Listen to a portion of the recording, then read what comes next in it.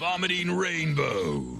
This is episode 19, Holiday Comeback Special. I know you can tell. It's a little lengthy. We ramble a lot of tangents. A lot of tangents. In fact, I think we talk more to ourselves and catch up. We're like, I missed you over the break, man. Let's catch up. And a little bit of content. Yeah, not too much. We talked about one story that ended up talking about Papa Roach, Marilyn Manson, and then led to Slipknot, which makes sense if you're into that kind of new rock metal. Yeah, and even our intro to this is just going to be long and lengthy for no reason. That's right. So check it out. Here it is, episode 19. Enjoy. Dude, we're back from the holidays. It's a new year. It's a new year.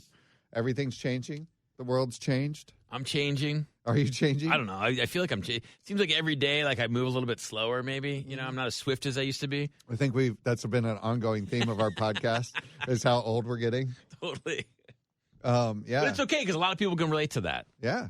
I mean, this is Vomiting Rainbows. It's a podcast where I tell Mike stories that he knows nothing about, and then he chews them up and spits them back to me. Yeah, and it's been over the holidays I've been totally like in a bubble. I've been in like the holiday bubble, Christmas. Right. I have had no exposure to anything that's going on in the world.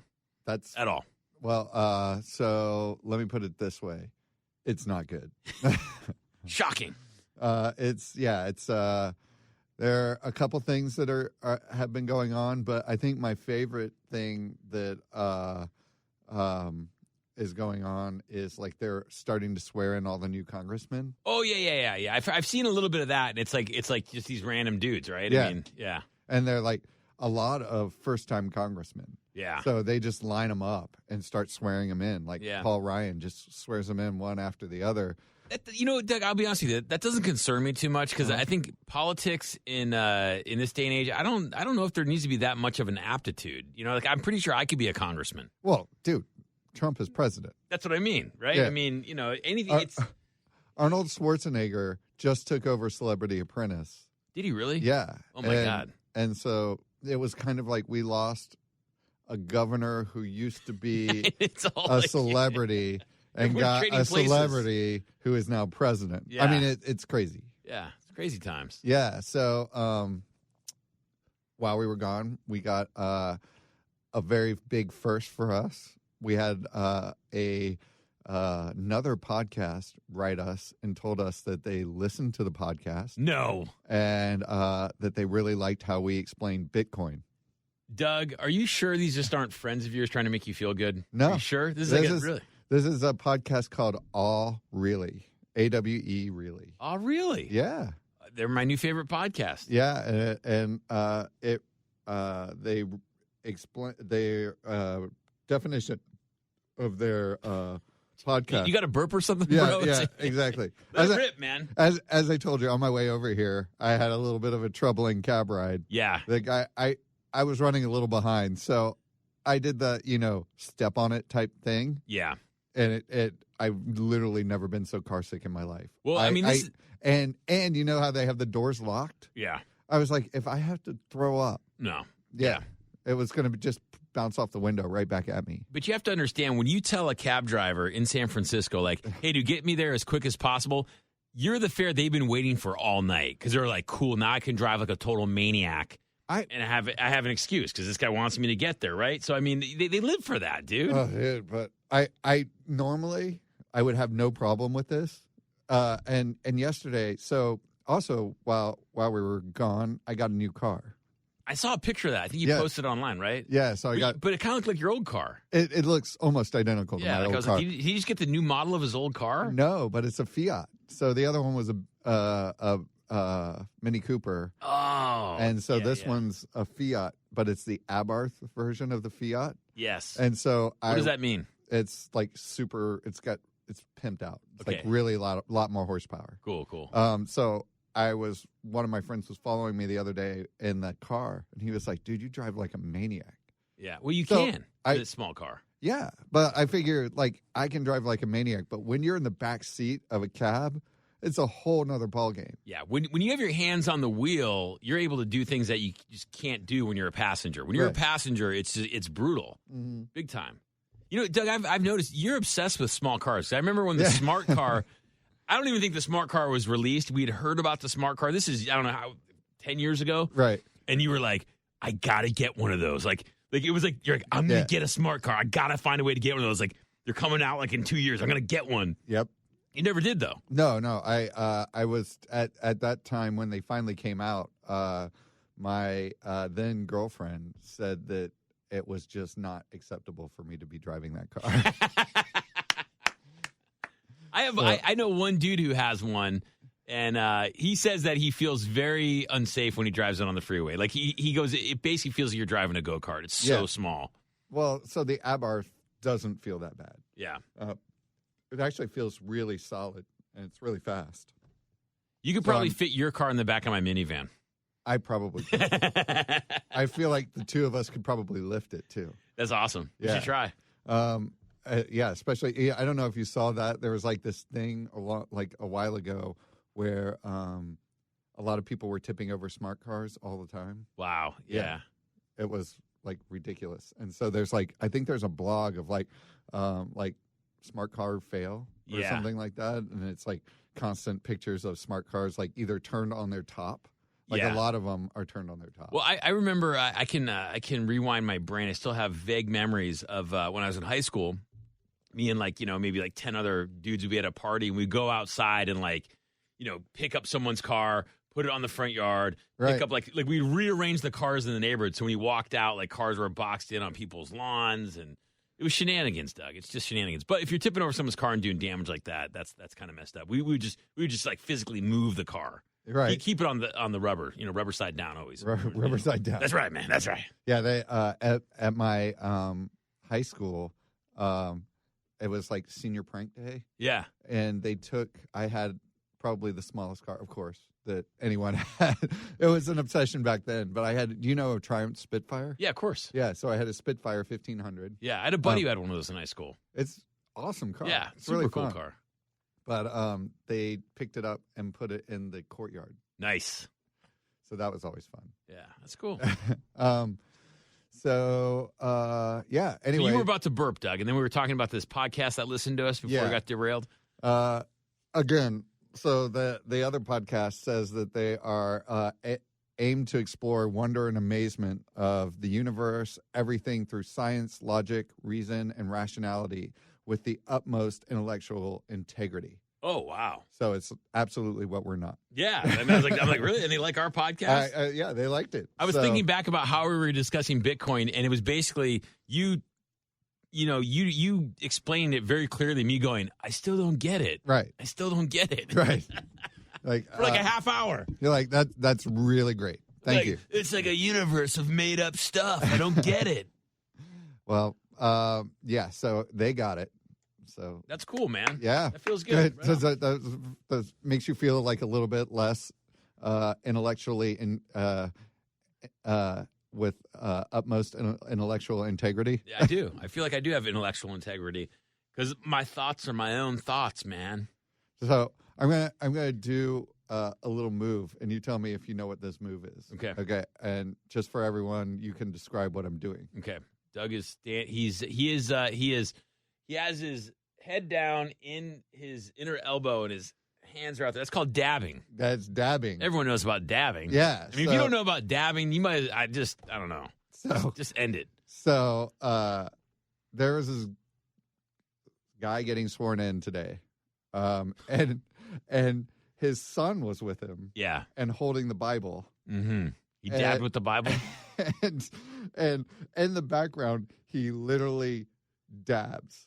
Yeah. Like he's dabbing. And Paul Ryan turns to him and he goes, do you have to sneeze? Are you okay? Yeah. And he's like, no, I'm fine. Paul Ryan didn't know what dabbing was? No, he had no idea. See? So his kid literally dabs while the world is watching. Yeah. It was amazing. Yeah. And his Paul Ryan then kind of looked at him like he was nuts. But then the kid was like, no, I'm fine. And then he goes back to dabbing. Like he's waiting for the photo to happen. Yeah. And his dad is looking at him like, what's my son doing? Yeah.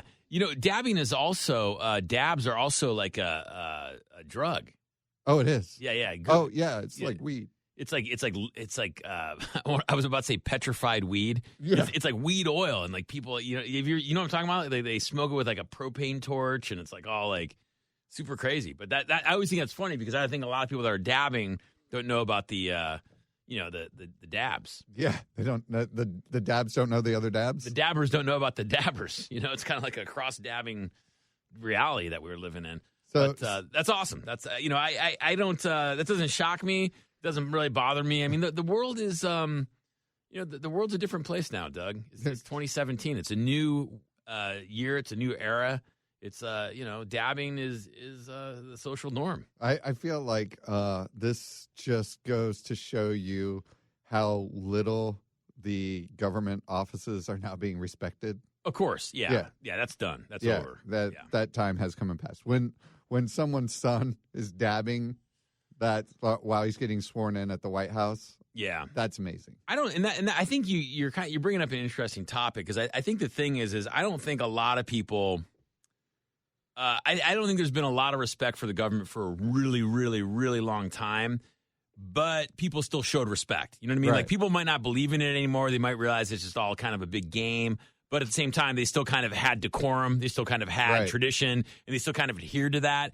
But I think now, especially like with the internet, I think it just changes things where people are just like that kind of civility. Is that what I'm looking for? The kind of traditions and stuff like that stuff just doesn't matter to anyone anymore. You know what I mean? No. Like there isn't any kind of right way to do things because everything's just kind of, I don't want to say lessened, but it's just kind of it's kind of degraded into this kind of tabloid type of reality, and anything's possible, anything goes.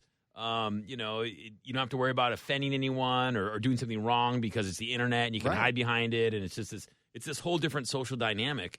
And lucky for us, we get to see how this all plays out because we, once again, Doug, as you're saying, referencing to getting older, we are like that last link. We're like that both sides on the fence. Like our generation is kind of we know the pre-internet age. We know what that was like, right? And then we also invented it, and we see where it's going. So I think we have a unique perspective on a lot of things. Right. Because we're that last generation that can kind of really reference or understand what decorum in government actually means. Right. Because in the future it'll be like, why does that guy have his shirt on? I mean, it'll be like, what's that movie that everyone always references? Idiocracy. Idiocracy. I mean, it's it's going there, man. Right. Well, and everybody talks in like euphemisms, and then they start talking in slang. Yeah. And then slang becomes the norm. Yeah. Yeah, and I see it with my kids, and it's just, the old man in me wants to be like, God damn it, we need to go back to the way it was. We need to gain our composure. But the sensible side of me realizes that just things evolve over time, and society evolves over time, and everything changes. And that's the only thing I really know. The only thing I can really say is that nothing will go backwards. Like it never goes backwards. It might go in a weird different direction and kind of might circle back, but things continue to move forward for better or for worse. Did you see, or did you ever read the book Feed? No. Oh man, I might have. I think you recommended that. Came out a while ago, right? Yeah. I think you might have told me about that. Yeah, so it's so I basically read it. Yeah. It's 2017. If my friend read it, I read it. Right, totally. So the whole premise of the book is you got an implant, and everybody gets a feed implant. Yeah. And everyone can talk to each other, and you can hear other people's thoughts, and it's imagine everybody talks in the slang of how we text. Yeah. So it's very broken down English. It's not very literate or knowledgeable. Yeah. And this one girl her father doesn't allow her to get a feed, and she really wants to get the feed, and he still uses a typewriter and convinces her to be eloquent and all of these things, and all of her friends are like, "Duh." Yeah. The thing that makes me laugh hearing this, because I think I have read the book or someone's told me a lot about it, is that's what's going to happen, especially when it comes to handwriting. Like they don't teach cursive in schools anymore. And so you got to realize in the future, people aren't going to be able to sign their names.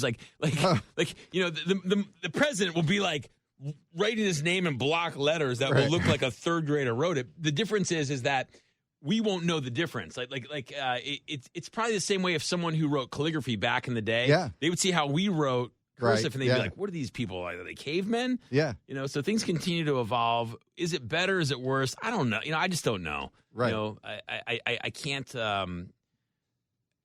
I can't form an opinion on it. I can't judge it because it's just evolving so quickly. Think about it from this perspective. When was the last time that you didn't immediately look up something on your phone on Google or checks the spelling of something through Google? Yeah, I definitely do it at least 10 times a day. Right. But I try to use my brain. And I think the only reason I try to use my brain is because I have kids. Right. And so I try to show that it's important to actually know things and be able to explain things. And I try to demonstrate that through my actual behavior instead of but it's so funny. My kid pointed out the other day, we were watching TV and just the other day, and there's a commercial about the guy reading a book to his kid about a whale. And he's like, and the dad's like, the kid asks a question what's the biggest whale? And the guy stops and goes, Google. Google, what's the biggest whale? And then the answer comes out. And then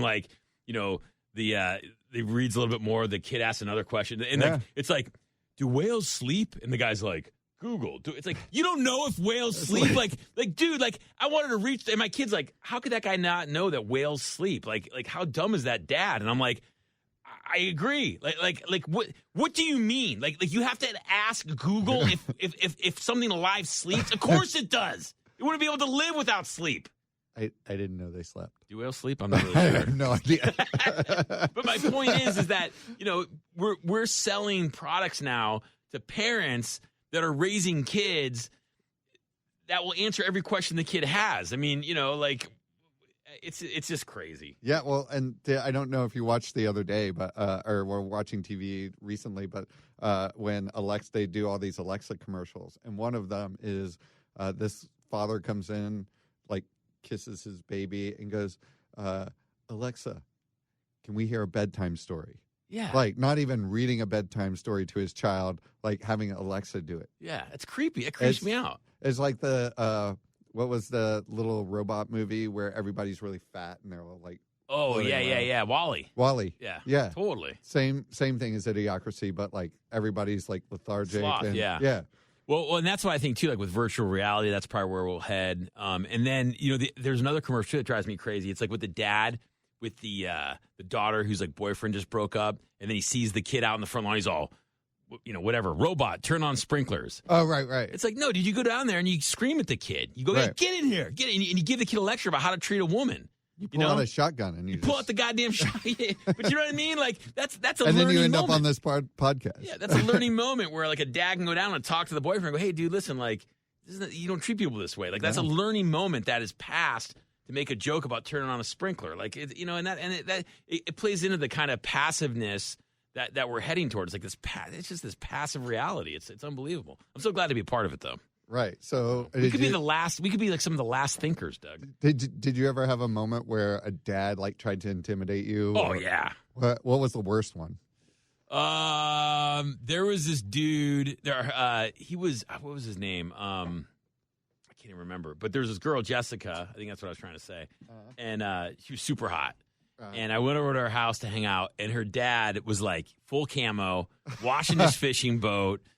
Telling me how he was in the army, just giving me the full and just really, I guess he was the worst one because he didn't have to say anything. It was just his look, his his whole thing. And this is right. This is right when I walked up to the driveway, right? I'm hey, how you doing? And blah blah blah. And he was Mike. I'm here to see Jessica. And he's like, why don't you sit there and talk to me for a little while? Oh, that's always the best. Yeah, because you're because that basically they're sizing you up, and you're like this. That immediately what they're thinking is this guy's nailing my daughter. Oh no, but this is the worst part. So it's I'm out there for 20 minutes talking to him, and I always had conversations with my dad and my dad's friends. So I could even at 16, 17 years old, I could have a conversation with an adult. It wasn't I was like, hey dude, hold on, let me Google what to say to a dad. It's just there weren't smartphones, there weren't distractions like that. So you knew how to have a conversation with somebody. But he made it very clear, dude, I will kick your ass. I'm an ass kicker, and you're on my ground. I'm the dominant dude here, and I will kill you. Right. It was very clear. And then so I'm like, oh yeah, so where's Jessica at? And he's like, oh, she's sunbathing by the pool. Oh, wow. And so I was all like, it was like this pause, and I'm like, well, should I like, I don't know, like, is this like a dad test where I should go like, what do you want to tell her to, get a robe on or something? Like, I don't know what to say to him.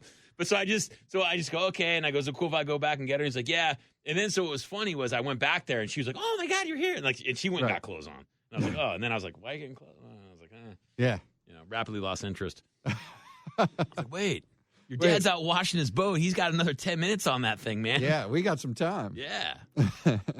I mean, nothing crazy. Like I nothing super crazy. I mean, I had like adults like get in my face and threaten to kick my ass because they thought I got teachers like in class, like because I disagreed with them in class, and like they thought that was disrespectful, and I thought that's what school was for, to throw out your ideas, and I was told very in very clear terms that I should shut my mouth, I should sit there, take notes, get A's on the test, and don't challenge the teacher. So so that's what I did. I was like, all right, dude. You don't have to spit in my face and like threaten me. Yeah, he got like all up in your face. Oh, it was crazy. It was crazy. Yeah. Started getting some coach mouth action going on. Yeah, man. Like, you're just a punk. You don't know life yet. Yeah, pretty much. Yeah. Like I'd kick your ass. You're sitting there trying to make me look stupid in front of my class. Like, blah blah. You got everyone else fooled. I would kick your ass if I was your age. So that I'm just all like, robot, turn on the sprinklers. Totally, exactly. God, I wish there was like some technology, like a cell phone, where I could just go, sorry, dude, and I'll just go play some game on my phone. Exactly. Crazy. So, do you watch Survivor? No. Okay. But I'm aware of what Survivor is. And actually, Doug, I was going to be on Survivor. Were you? Yeah, I was invited to try out for, I don't even know what season it was.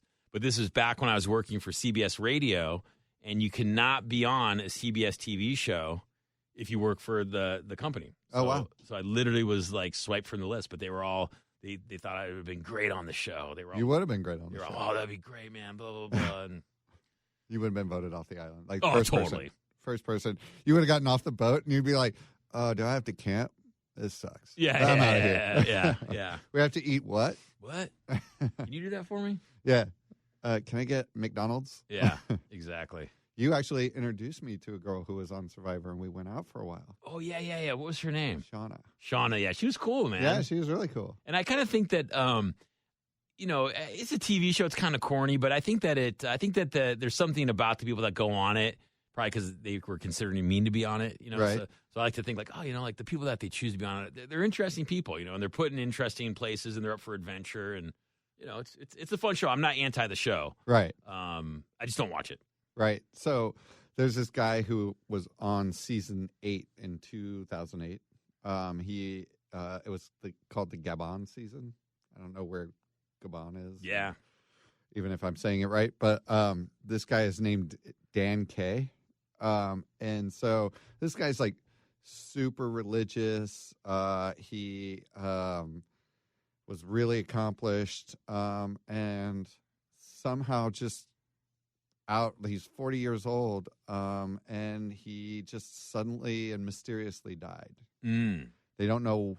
The family isn't releasing the cause. He wasn't on Survivor, like the Gen X versus millennials. Oh, no. 2008 he was on Survivor, and what has he done since then in the last roughly 10 years? Well, now he's like working as like some sort of liaison for MIT, according to his LinkedIn profile. Got it. But he passed away. Yeah, but before that, he was an attorney, and he was like in the Civil Air Patrol, and it was like on New Year's Eve.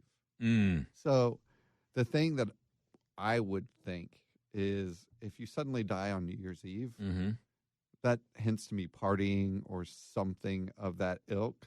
Or something gone wrong. Something, and the fact that they don't want to release it makes me think that it would be something unchristian. Yeah. Like he was found dead in like a really like a evil place, like some type of, with a hooker and like maybe a needle in his arm or something. Yeah. This is all speculation on your behalf, Doug. Mm-hmm. Yeah. I'm just going with I going with your gut. I immediately go to a dark place, because if he was like rescuing a child out of a sewer or something like that, Yeah. Well, it is, the problem when a family chooses not to release the cause of death, right, is that it just leads to speculation. Right. I mean, that's the problem. Well, it's like almost always that way. Like think of like when Prince died. Yeah. Or George Michael. Yeah. When he passed away. They haven't said exactly what happened, but they said that he had been depressed. He was home alone on Christmas. Yeah. And then he passed away. Yeah. And then they didn't release why. Yeah. And then they said that he had a battle with heroin going on. Yeah. Did you see the last picture ever of George Michael? No. Oh, it's crazy, man. It's like I want to see. It's pretty crazy, I mean, I interviewed George Michael, and he was a cool dude, man. He didn't take himself that serious, and I mean, for a guy like that, you think he might, with all the success he had, and he's kind of, I would say that he's definitely an icon. He's one of those iconic dudes. And but he was totally super down to earth. He was a just a good vibe dude, man. Okay, so I'm looking at these pictures. It's like him having dinner. There was some picture of him where he looked like he weighed about 280. Oh yeah, he looks heavy. Yeah. I mean, he's having dinner with I assume this is his boyfriend.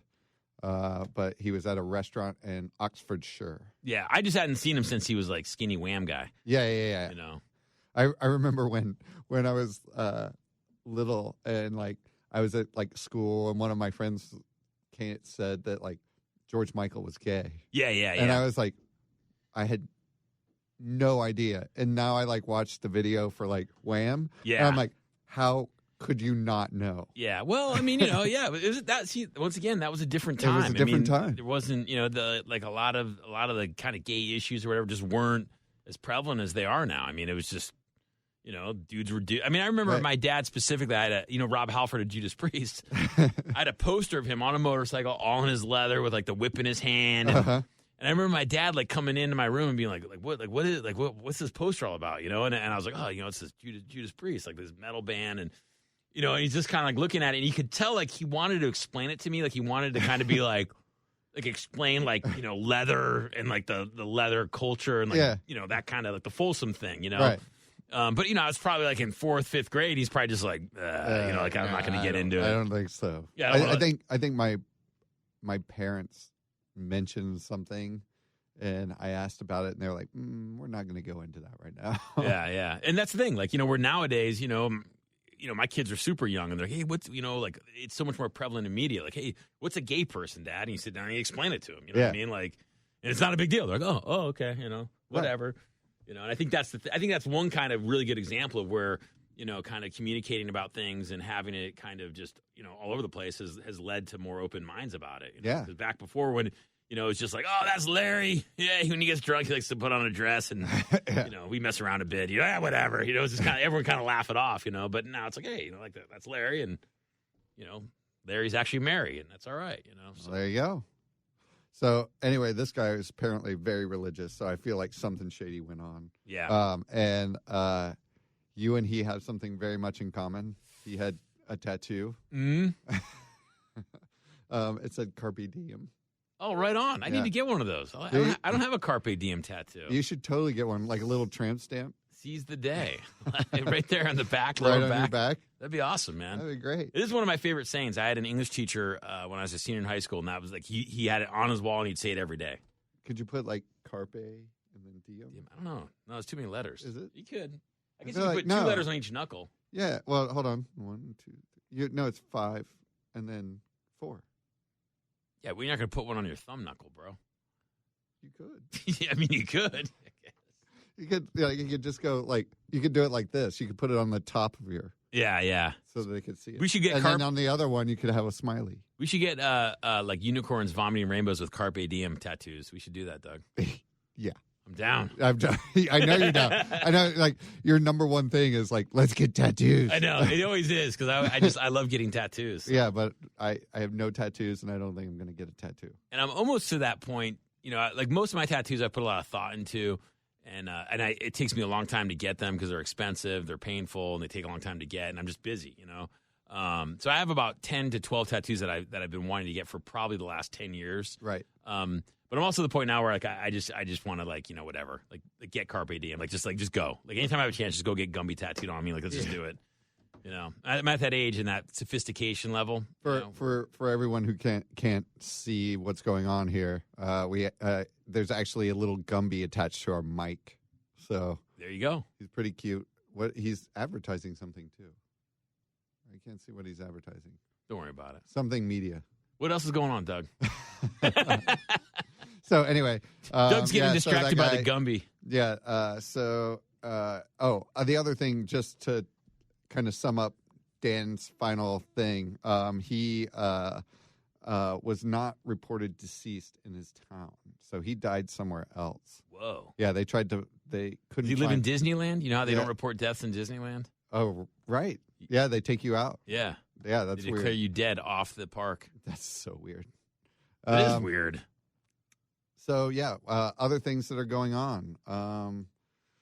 There's a small child in Minnesota, and he died at 7 years old. Mm. And this one's like one of those ones that really, really annoys me because this is a family who apparently they prayed over their son. Oh, no. Wow, and gave him medicinal honey. Yeah. And like when they found him, he was completely in a bed soaked of vomit. And the parents, he was covered in bruises and he had pressure ulcers on the bottom of his feet. What does that mean? So pressure ulcers are only when you're in a position that you can't that you don't move. So he was like bound or something? Is that what they're saying? Yeah, but upright somehow. Like normally when you get pressure ulcers, it's from lying in a bed and not moving. Yeah, like bed sores. Yeah, exactly. Yeah. It's the same thing as bed sores. On your bottom of your feet, though. On the bottom of your feet. So that's weird. That is weird. So I don't know exactly. What are they saying? Like the pressure ulcers were like Satan, like an exorcist or something? Like it does seem a little. People believe in that. I mean, like this is the thing is I try to be respectful of people's beliefs, and right. If someone really believes something, it's very difficult to sway them. You know what I mean? Yeah. And when things like this happen, it's just it's horrific. It's horrific that people can't distinguish their beliefs through actual harm of another human being, right? Like, right. Like I can believe that my son's possessed by Satan, right? And right. I can believe that I'm going to pray over him and get the devil out of him. I can believe that. Right. But like if I'm bounding my kid down and he's vomiting and drowning or whatever horrific thing's happening and it's causing him physical harm, like what always boggles the mind is like they can't see that. Like right. Like hey, I may believe this, but if I keep believing this, my son's going to die, I better stop and take him to a fucking hospital. Right. And so that's the other thing is this, the court had said that there were multiple bruises, breaks in his skin over the majority of his body, bruising on his cheeks, forearms, chest, buttocks, and lower abdomen. Yeah. See, and obviously the pressure ulcers that are never present when somebody's mobile. Yeah.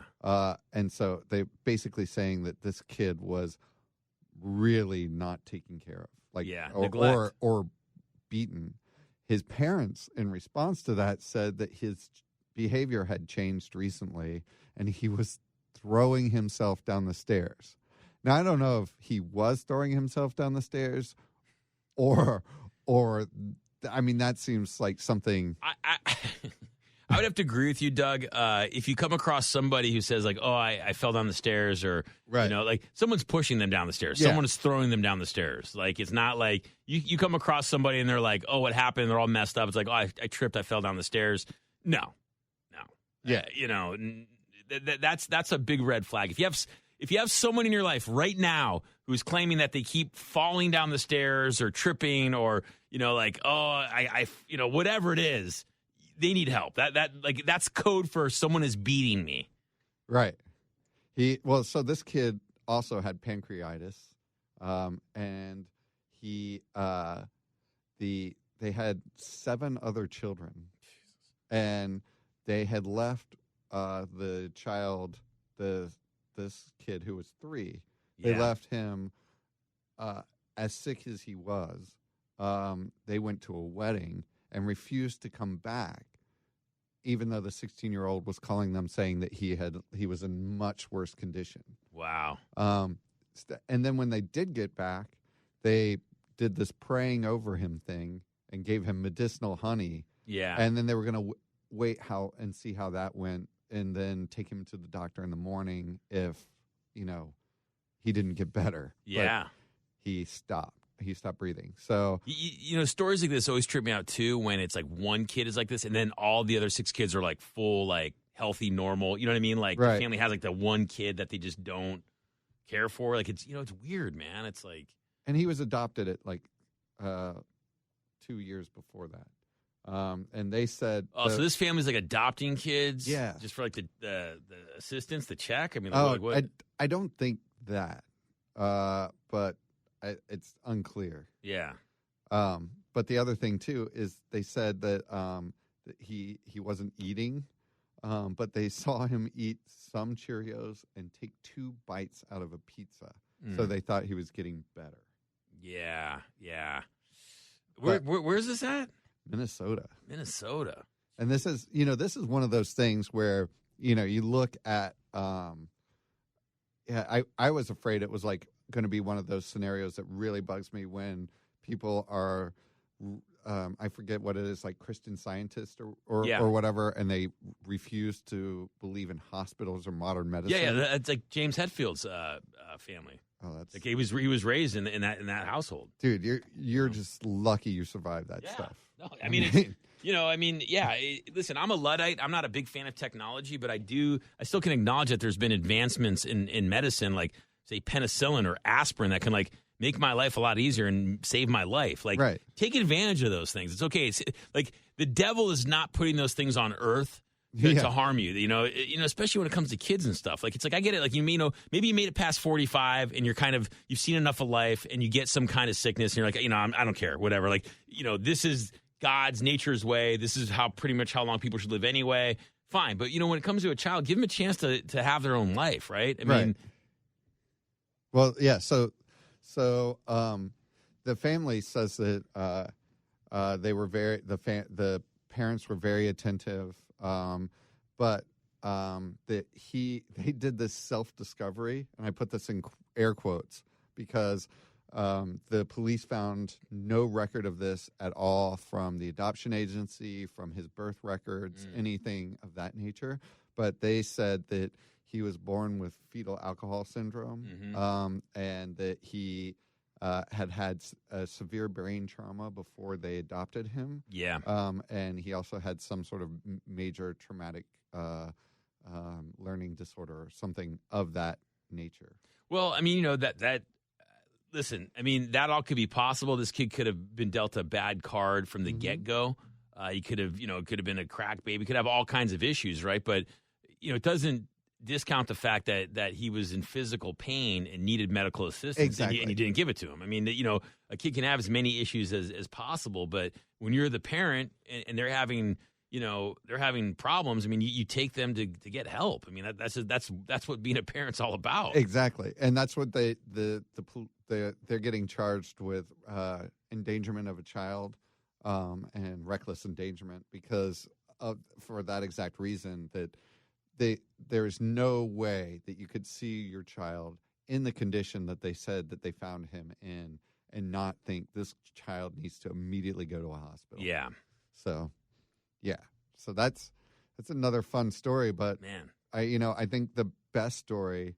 It gets better. The best story is the fact that guess who's out of prison for the first time. I heard about this. Yeah. Charles Manson. Yeah. Yeah, I can't believe that dude's still alive. What is he, like 80? And apparently he's petitioned to get married and like all kinds of stuff. Yeah. So yeah, he's out. He's in the hospital after, being. I guess he's extremely ill. Do you know a lot of the details about the Manson murders? Vaguely. I know a little bit about it, but not a whole lot. All I know is that they went into this house and murdered all of these people. Like, it was like a gruesome gore fest. Yeah. Like, it was like one of the first times that they, like, the number of stabbings were like, it was like a major deal. Yeah. But the other thing, too, is it was Roman Polanski's actress wife, Sharon Tate, was the one that was murdered. Yeah. Well, and from what I understand, she was pregnant. Yeah. And from what I understand, pregnant. Yeah. From what I understand is that they cut the fetus out of her and then wrote all this crazy shit on the walls, right, in blood with like the baby's blood. Oh my God! Like, is that not just and that's what I'm saying? Like, so the scenes were gruesome, and the are you reading this right now? I mean, am I right? Yeah. So that says the L.A. prosecutors say the Manson family carved the word "war" into one of the women's stomach, and wrote the word "helter skelter" in blood on the couple's refrigerator. The family members also wrote the word "death to pigs" in blood. Yeah, and so it's funny. Obviously, the Beatles, "Helter Skelter." The kind of. I think Charles Manson was probably one of the first kind of psychopathic celebrities, right? Yeah. But when you really, if you ever take the time to read about what actually happened that night, and just the insanity of the crime and the violence level of it, I mean, to me, it's still crazy when I see people, walking around with his T-shirts on. I remember hanging out with System of a Down, right? And their guitar player had like all these Charles Manson pictures like all over his like guitar cabinet and stuff, right? And it was just kind of like I was just kind of like, oh, like, you're a big fan of Charles Manson, like, really? And he's like, oh yeah, he's like such an artist. He went on and on about him, and like part of me was just like you're not 14, bro. Like, like you're an adult. Like you like, I don't know. Like it was just kind of, it was interesting to me. You know what I mean? And I think, I get the appeal of a crazy guy and wanting to kind of like be like, yeah, man, like I dig it. He's so crazy, he's wacky, and he's insane, and who cares if he's a killer? And I get that dark attraction to things like that. But at the same time, like I think it's kind of corny. Like that's really what I felt like telling the guy System of a Down was like, dude, that's some of the corny. That's like possibly the most corny stuff you could have around your guitar shit. Right. Like, it's just corny, dude. Like what's wrong with you? Right. I totally agree. And then there's like Marilyn Manson. Yeah. Like paying homage. Not corny at all. No, not at all. You know that Marilyn Manson. You know that Manson never killed anyone. That's what they say. Yeah. So he didn't kill anyone. It was just his disciples who went out on this murder spree and killed everyone. Yeah. And they were so they had all these people that were killed on the 2 days of the original murders. They were going to continue going out and kill like Frank Sinatra, Tom Jones, Elizabeth Taylor, Steve McQueen. And this is like I get the impression that during this era, like celebrities' houses were just kind of easy access. Yeah, you live next door to him, definitely. Yeah. And now like everyone is. You got gates, man. Yeah, gates and guards and.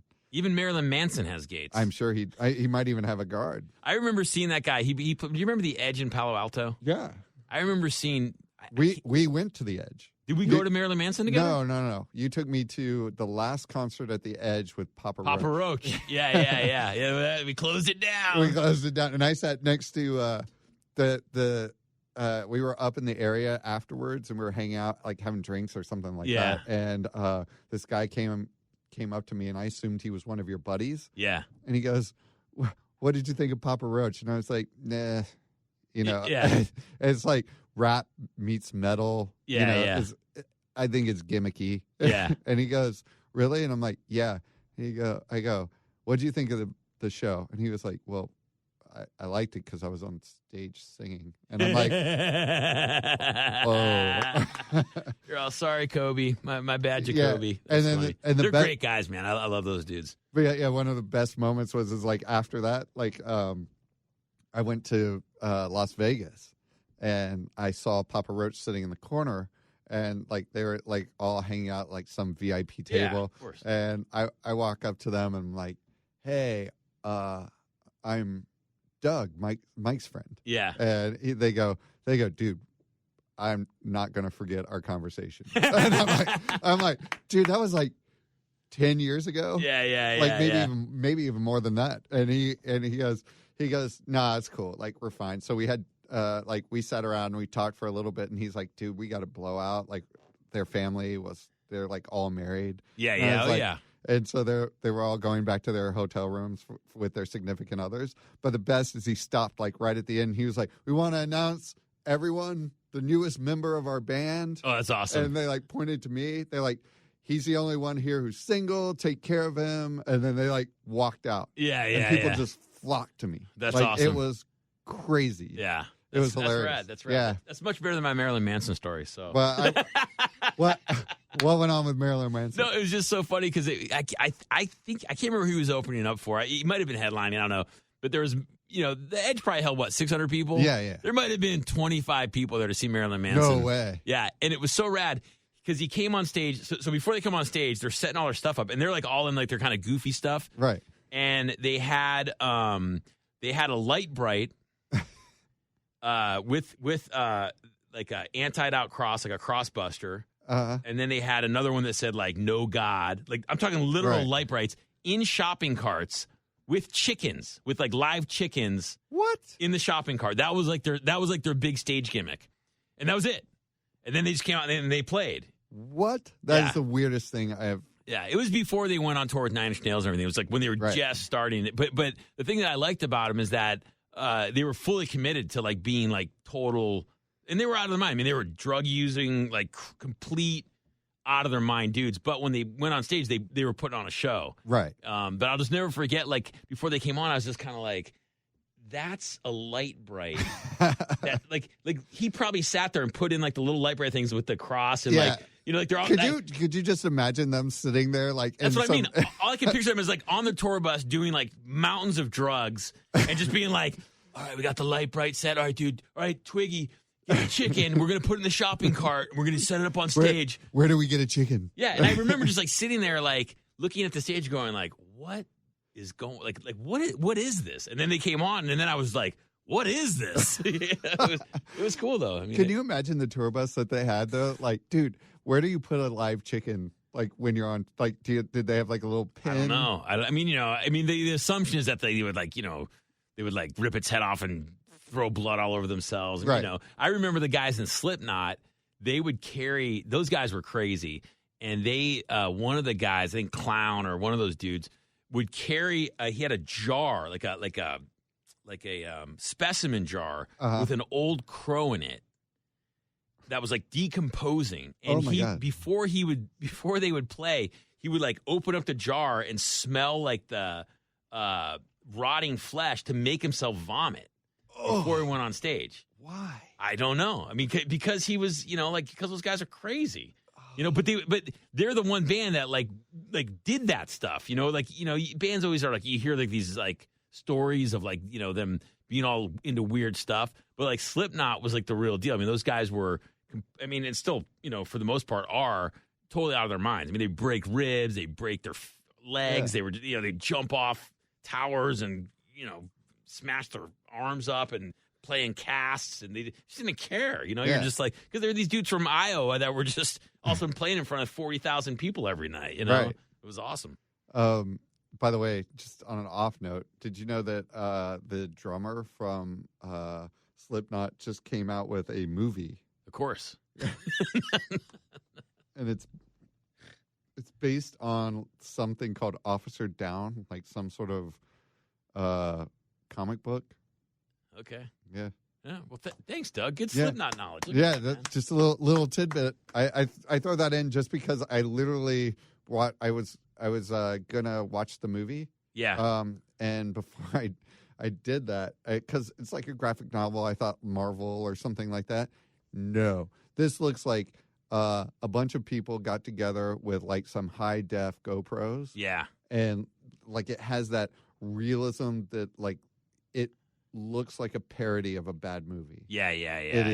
They probably filmed it themselves. They probably, Yeah, they did not meet with anybody who told them what they needed to do. Because it looks like ridiculous. What's it called again? It's called Officer Down, DOWNE. Check it out. You're like, this sounds horrible. I know. That sounds awesome. I got to watch this. This movie sucks. It sounds perfect. Yeah. So I'm totally going to watch it, dude. You're totally going to. I that's what you should do is watch it and then tell us next time. Do a movie review. Episode 20. How good is Officer Down by the drummer of Slipknot. So yeah, that's our episode. Episode 19. Yeah. So please contact us at contact@vomitingrainbows.com or find us on any social media. We Vomit Rainbows on Instagram, Twitter, and Facebook. And please listen to us on iTunes, Google Play, and rate and review us because that gets us more followers and fans.